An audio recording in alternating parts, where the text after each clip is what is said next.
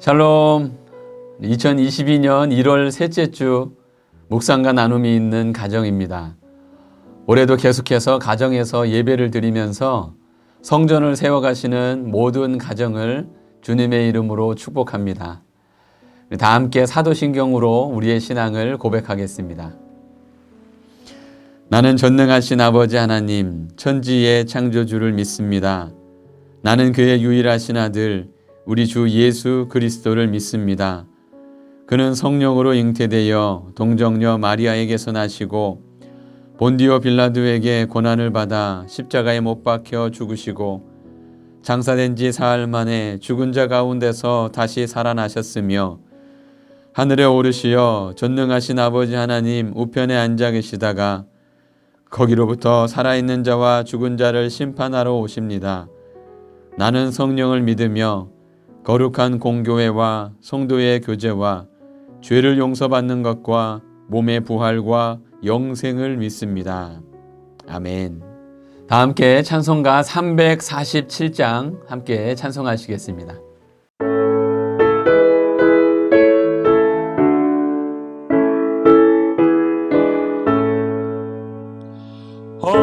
허락하신 새 땅에 들어가려면 마음의 준비 다하여 힘써 일하세.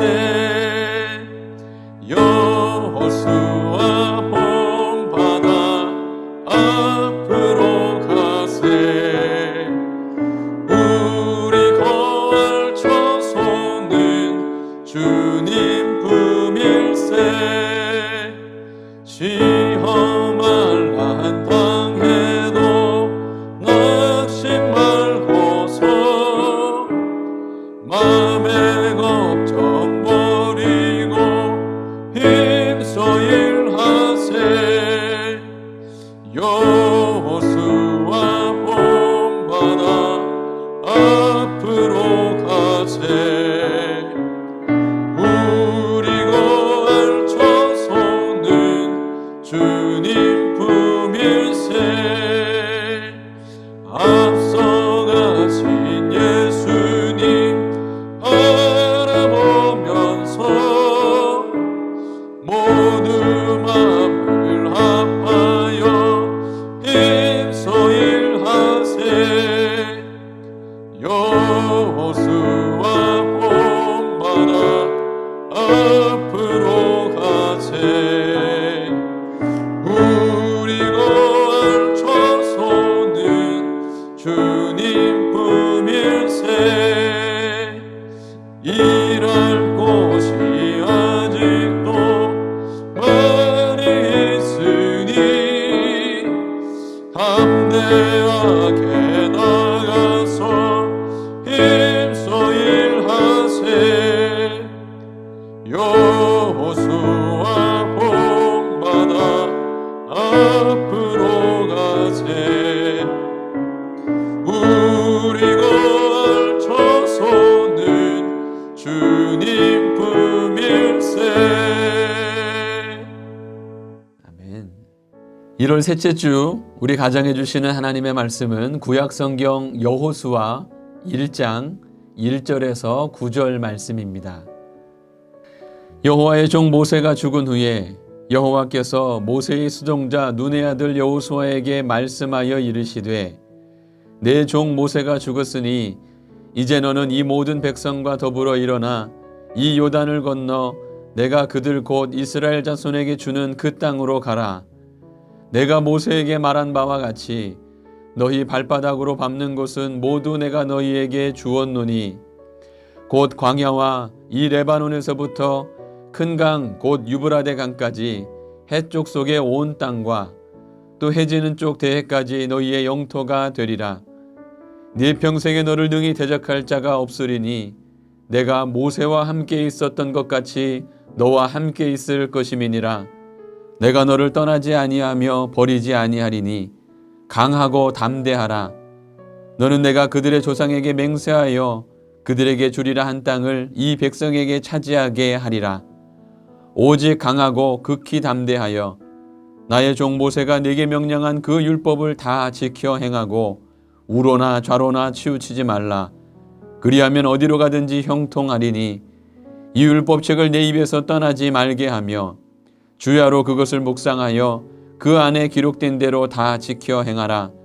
그리하면 네 길이 평탄하게 될 것이며 내가 형통하리라. 내가 네게 명령한 것이 아니냐. 강하고 담대하라. 두려워하지 말며 놀라지 말라. 네가 어디로 가든지 네 하나님 여호와가 너와 함께 하느니라 하시니라. 아멘. 오늘은 여호수아서를 통해서 여호와가 너와 함께 하느니라는 제목의 말씀을 묵상하고 나누고자 합니다. 여러분은 이스라엘의 지도자 하면 누가 가장 먼저 떠오르십니까? 아마도 많은 분들이 모세를 가장 먼저 떠올리지 않을까 싶습니다. 모세는 하나님의 부르심을 받아서 애굽에서 노예로 살아가던 이스라엘 백성들을 출애굽시켰고 또 지팡이로 수많은 기적을 행했을 뿐만 아니라 하나님이 약속하신 가나안 땅 앞에 오기까지 40년 동안을 광야에서 이스라엘 백성들을 이끌었던 전설적인 지도자였습니다. 그런 위대한 지도자 모세가 하나님이 허락하신 약속의 땅을 바로 코앞에 두고 들어가지도 못하고 죽게 되었다는 것이죠. 이스라엘의 구원이라는 것은 약속의 땅 가나안에 들어가서 그 땅을 정복해야 완성이 되는 것인데 위대한 지도자가 그 땅을 밟아보지도 못하고 죽게 되니까 그 충격이 얼마나 컸겠습니까? 이스라엘 백성들은 절망에 빠졌습니다. 이제 우리는 약속의 땅에도 못 들어가게 생겼고 이 광야에서 헤매다 다 죽게 생긴 건 아니냐, 그렇게 낙담했다는 것이죠. 우리는 이제 끝났다. 절망에 빠져버렸습니다. 그런데 중요한 것은 모세가 없어도 하나님의 구원의 역사는 멈추지 않는다는 것입니다. 모세가 없어도 하나님은 또 다른 하나님의 사람을 세우셔서 하나님의 구원 역사를 이루어 가신다는 것이죠. 그 하나님의 사람이 바로 여호수아입니다. 이 여호수아는 평생 모세를 의지하고 따라다녔던 사람입니다. 그런 여호수아에게도 모세의 죽음 사건은 다른 누구보다도 충격적이고 절망적인 사건이었을 겁니다. 그런 여호수아에게 모세의 후계자가 되라 하는 하나님의 말씀은 감당하기 어려운 두려운 일이었을 겁니다. 그렇게 두려움에 떨고 있는 여호수아에게 하나님은 강하고 담대하라 말씀하시면서 모세와 함께 있었던 것 같이 내가 너와 함께 있을 것이라 약속의 말씀을 주셨습니다. 모세는 없어도 하나님이 함께 하시면 어떤 일이든 능히 감당할 수 있다는 것입니다. 그러니까 모세가 없다고 절망하고 주저앉아 있지 말고 모세가 없어도 하나님이 함께 하시니까 일어나서 이스라엘 백성들을 이끌고 요단강을 건너가라. 계속해서 하나님의 구원의 역사를 이루는 사명을 감당하라. 주님이 말씀하고 계십니다. 오늘 우리에게도 이처럼 믿고 의지했던 모세와 같은 그런 모세가 떠난 것 같은 그런 일을 경험할 때가 있지 않습니까? 코로나의 상황 속에서 믿고 의지했던 소중한 사람을 떠나보낸 이들이 많이 있습니다. 때로는 모세처럼 의지했던 돈이나 사업, 건강, 내 능력이나 경력을 잃고 절망에 빠진 분들도 많이 있을 겁니다. 그래서 이제는 나에게 아무 소망도 없다. 이제 나는 아무것도 할 수 없을 것 같은 그런 절망과 두려움을 느끼는 순간이 있습니다. 나 같은 사람이 뭘 할 수 있겠어? 우리 가정이 올해 뭘 할 수 있겠어? 작년에도 안 됐는데 우리가 뭘 할 수 있겠어? 그런 우리에게 하나님은 모세가 없어도 내가 너와 함께 있으니 강하고 담대하라 말씀하십니다. 하나님은 여러분을 통해 여러분의 가정을 통해 올해도 하나님의 구원의 역사를 계속 이루어 가기를 원하신다는 것입니다. 이제는 인간적으로 믿고 의지하는 모세가 아니라 하나님만 바라보고 의지하기를 원하십니다. 여러분에게 하나님이 나와 함께 계심을 믿는 믿음만 있다면 여러분을 통해 하나님은 요단강을 건너 새로운 시대를 열어가실 줄 믿습니다. 올해는 더 이상 코로나에 묶여있지 마시고 하나님이 함께 하신다는 강하고 담대한 믿음으로 올해 여러분에게 주신, 또 여러분의 가정에 주신 사명을 힘있게 감당해 나갈 수 있기를 주님의 이름으로 축복합니다. 적용 질문입니다. 모세처럼 의지하던 사람이 갑자기 떠나간 적이 있습니까? 가족이나 돈이나 건강 등 그런 갑자기 믿고 의지했던 것을 잃어버린 경험이 있다면 그것이 무엇인지 생각해 보시고, 그러한 상황 속에서도 내가 계속해서 감당해야 할 사명, 하나님께서 주신 사명이 무엇인지 각자 적용해 보시기를 바랍니다. 저는 아직까지 제가 의지하고 사랑하는 어떤 가까운 사람의 죽음을 경험한 적은 없는 것 같아서, 물론 이제 지인들의 죽음은 보긴 했지만 제가 모세처럼 믿고 의지했을 정도의 가까운 그런 사람의 죽음을 경험한 적이 없기 때문에 아직까지는 그런 충격과 어떤 슬픔, 두려움을 직접적으로 느껴보진 못했던 것 같습니다. 그래도 언젠가는 겪어야 하니까 사랑하는 이들을 떠나보내는 그러한 사건들을 마음속으로 떠올려 보면서 오늘 말씀을 묵상하면서 그 가운데 하나님의 뜻이 무엇일까를 묵상하는 시간을 가져보기도 했습니다. 다만 제가 인생의 경험에서 모세가 떠난 것 같이 제가 개인적으로 의지했던 것들을 떠나면서 경험했던 상실감, 두려움을 느끼게 된 사건을 떠올리자면 제가 신학대학원을 졸업했을 때였던 것 같습니다. 저는 이제 학부에서부터 신대원까지 계속 신학교에서 공부를 했는데, 신학교에서 성경을 배우고 경건 훈련을 하는 그런 환경이, 거기는 환경이 조성되어 있으니까 그런 환경을 통해서 나의 신앙과 목회자로서의 마음가짐을 다듬어주고 지켜주는 그런 울타리가 되었던 것 같습니다. 그런데 막상 신대원을 졸업할 때가 다가오니까 마음이 두려워졌던 겁니다. 배움의 자리를 벗어나서 이제는 교회 사역을 전념하면서 나 홀로 서야 한다는 그 두려움이 저는 개인적으로 참 컸던 것 같습니다. 특히 이제 막 졸업 후에 전임전도사 사역을 처음 시작하는데, 그런 아무것도 모르는 제가 교구를 맡게 되면서 경력이 많은 다른 부목사님들과 똑같이 대신방부터 시작해서 장례까지 혼자 다 감당하려다 보니까 제 자신이 얼마나 무능한지, 부족한지 그것을 뼈저리게 느끼게 되었고 제 한계를 절실히 경험하게 됐던 것이죠.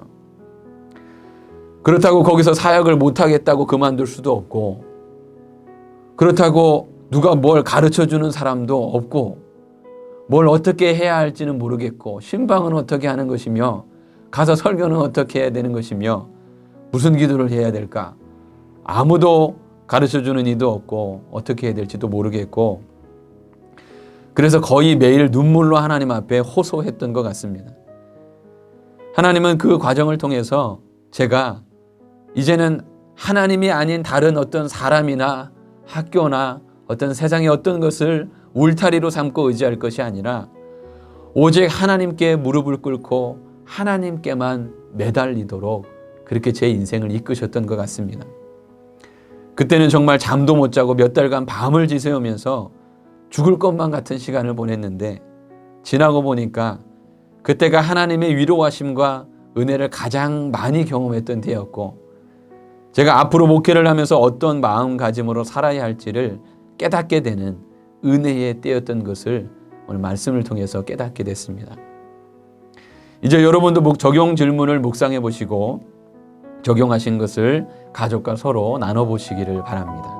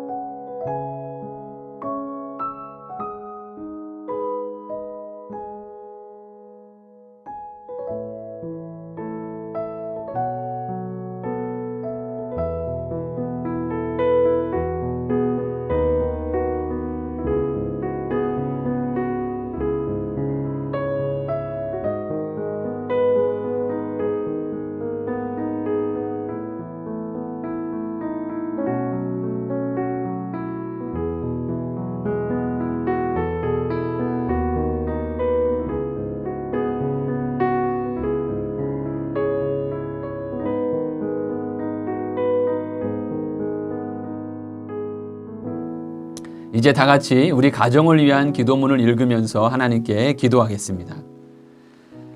우리 가정의 주인이신 아버지 하나님, 하나님의 은혜로 우리의 가정을 돌봐 주시고 가정 예배를 통해 성전을 세우게 하시니 감사합니다. 우리 가족들이 광야와 같은 세상 속에서도 오직 하나님만을 바라보며 말씀을 따라 믿음의 길을 걸어가도록 인도하여 주옵소서. 가정에서도 학교에서도 직장에서도 오직 하나님만이 우리의 주인 되심을 인정하며 하나님의 뜻을 묻고 성령의 인도하심을 따라 행하는 삶이 되게 하옵소서. 우리 자녀들이 하나님의 말씀으로 선악을 분별하게 하시고 하나님의 눈으로 세상을 보며 하나님의 마음으로 세상을 품게 하옵소서. 눈앞의 유익보다 하나님이 기뻐하시는 일을 선택할 수 있는 믿음과 용기를 허락하여 주시고 하나님을 사랑하고 이웃을 돌볼 수 있는 축복의 통로가 되게 하옵소서. 우리의 가정의 참 주인이 되시는 주 예수 그리스도의 이름으로 기도드립니다. 아멘. 다 함께 주기도문 하심으로 1월 셋째 주 가정예배를 마치겠습니다. 하늘에 계신 우리 아버지, 아버지의 이름을 거룩하게 하시며 아버지의 나라가 오게 하시며 아버지의 뜻이 하늘에서와 같이 땅에서도 이루어지게 하소서. 오늘 우리에게 일용할 양식을 주시고 우리가 우리에게 잘못한 사람을 용서하여 준 것 같이 우리 죄를 용서하여 주시고 우리를 시험에 빠지지 않게 하시고 악에서 구하소서. 나라와 권능과 영광이 영원히 아버지의 것입니다. 아멘.